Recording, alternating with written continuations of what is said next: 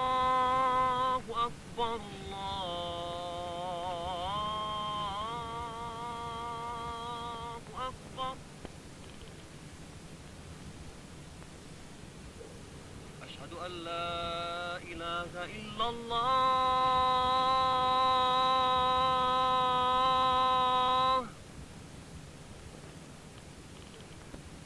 أشهد أن لا إله إلا الله.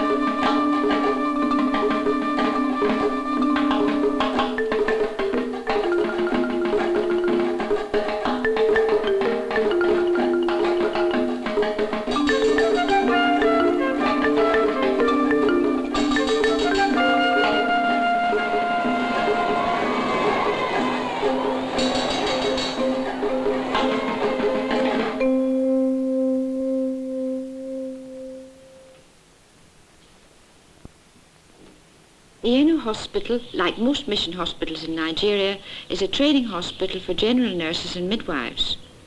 Last year we had 1,200 applicants for 28 places. General nursing covers a period of 3.5 years, 6 months in the preliminary training school, followed by 3 years in the hospital. The nurses then take the final examination of the Nursing Council for Nigeria and qualify as Nigerian registered nurses. Amidst the frequent comings and goings of missionary staff, we are fortunate in having 2 Nigerian sisters, 1 man and 1 woman, and 7 senior male staff nurses, all of whom were trained in the hospital and have remained on the staff and given devoted service for many years. Were it not for these people, we could not have maintained a continuity of trained staff, nor would the tradition of Christian service for which the hospital is known have been possible. There is a population of about 35 million people in Nigeria, and there are roughly 1,000 qualified doctors, which means that there are about 35,000 patients to every doctor. The numbers of patients seeking hospital treatment rises every year, and it is difficult to cope with the constant pressure. Here at Ienu we have 100 general beds and 46 in the maternity department. Last year we had a 100% bed occupancy for the whole year, which means in practice that there were many patients lying on the floor almost all the time. We are fortunate to have 4 full-time doctors at present, but this number is difficult to maintain with our frequent furloughs. For nearly a year we have had a Nigerian doctor trained at Harvard on the staff, and we hope he will be followed by more Nigerian Christian doctors.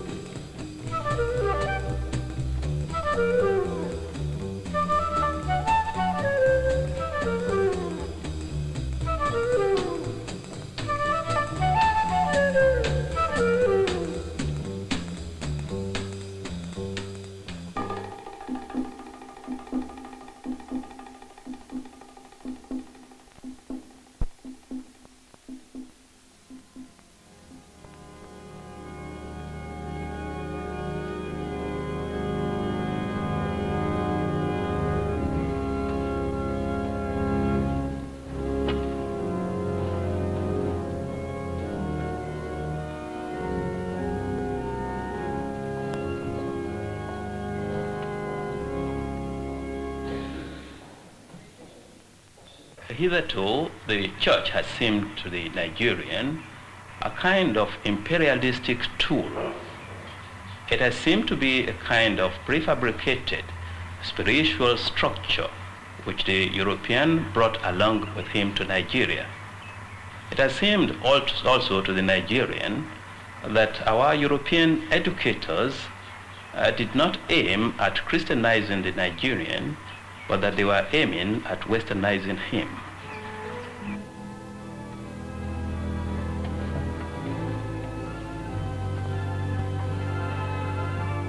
So the Cherubim and Seraphim movement came into being in 1925 as a reaction against the foreignness of the European-originated churches. Its main causes may be outlined as by their liturgies and the fact that hymns are sung to foreign tunes which the Nigerians could not quite appreciate spiritually. The movement was very popular from the very beginning, but it was condemned by the leaders of the European-originated churches as obnoxious and sinful, frothy and ecstatic. Today, however, we are coming to see that there is a lot to learn from such a Nigerian-originated church. And what is wrong with Nigerian musical instruments? Are these so contaminated by heathenism, whatever that might mean, that they cannot be used to the praise and glory of God in our churches? When, however, we speak of indigenous music in relation to Christian worship, we must be careful. Church music must emerge out of deep Christian conviction, knowledge of Christian truth, and spiritual discipline.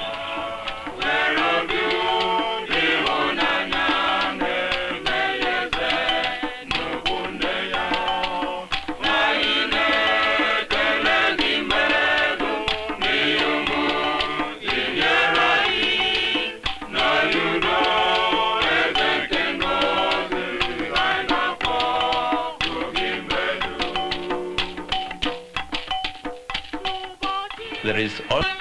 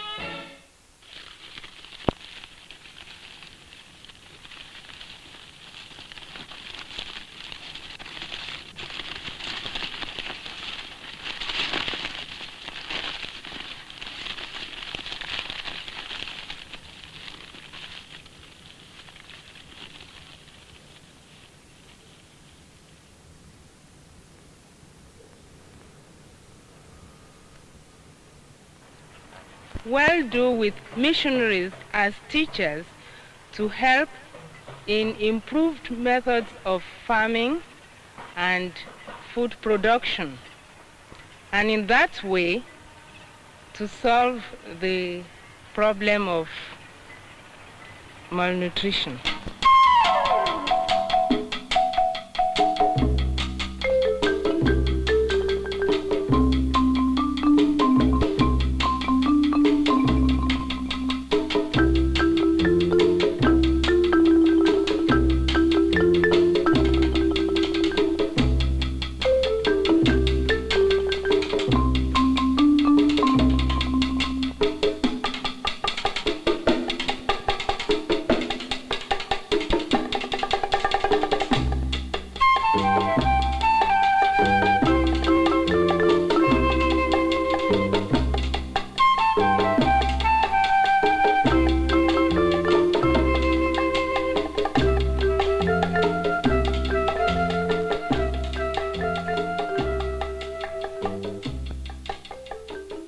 work doesn't stop here at the center.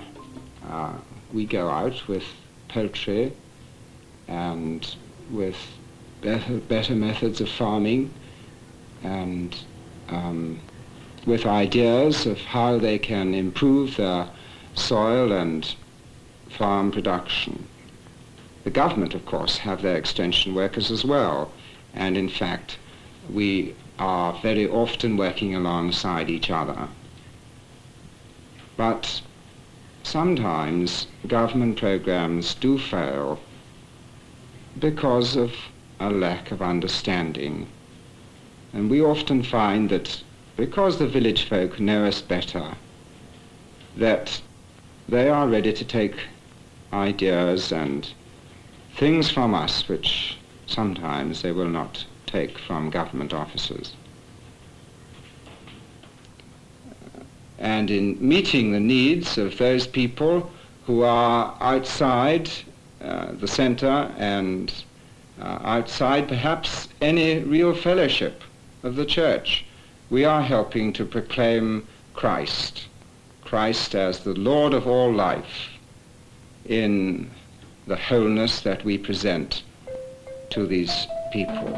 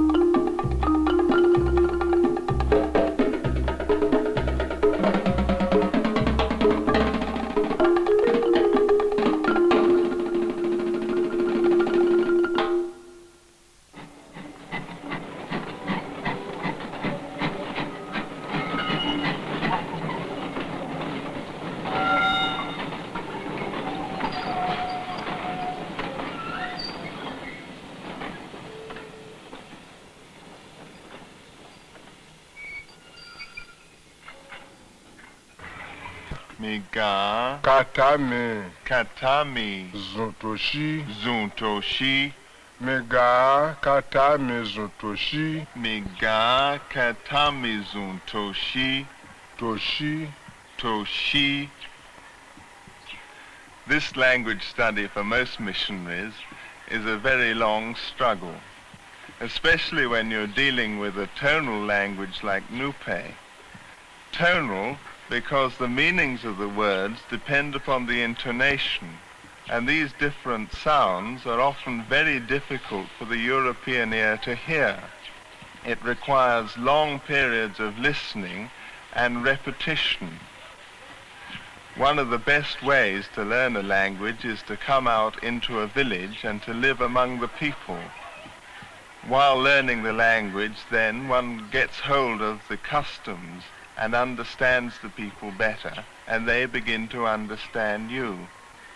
Without this mutual understanding, it is impossible for a missionary to be effective.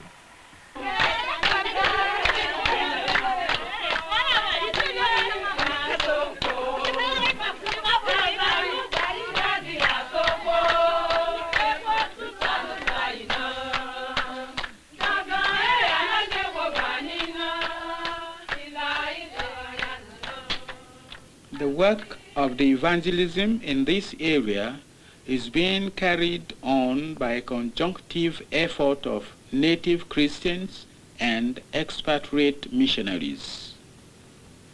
The work has taken a different form from what it used to be. Instead of the work being in the control of the expatriates, it is now in the control of the native pastorates. The missionaries are being invited by the native church to do a specific work in the theme of evangelism.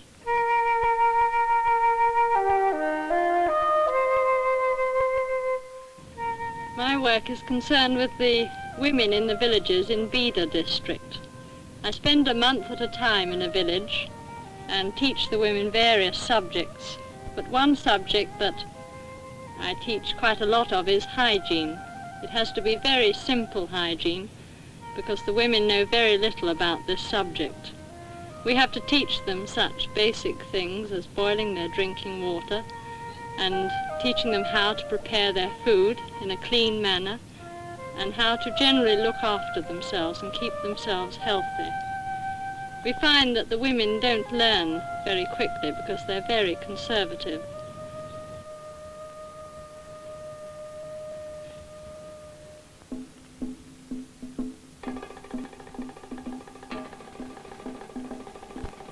For an illiterate man or woman, learning to read and write can mean so much. Doors which have hitherto been shut are now open, and he or she has achieved a new status, a new sense of self-respect. And for Christian men and women, even more, because it opens the gate to reading the Bible. And so the teaching of literacy is a very important part of the work of the church. In these adult literacy classes, a woman who comes regularly twice a day for 6 weeks can learn to read and write in that time.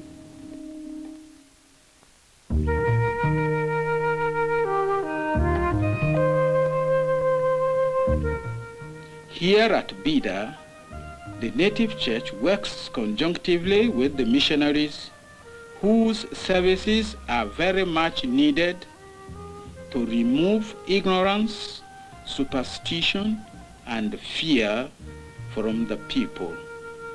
There are thousands of villages and towns still untouched.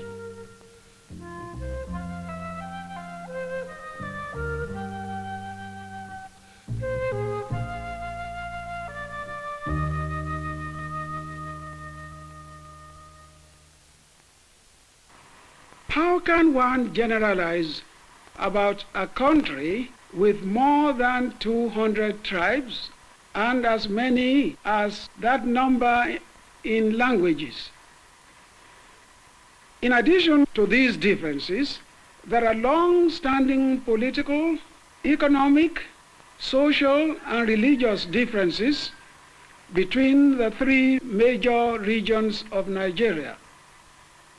As Christians, we are compelled to witness for Christ in our lives.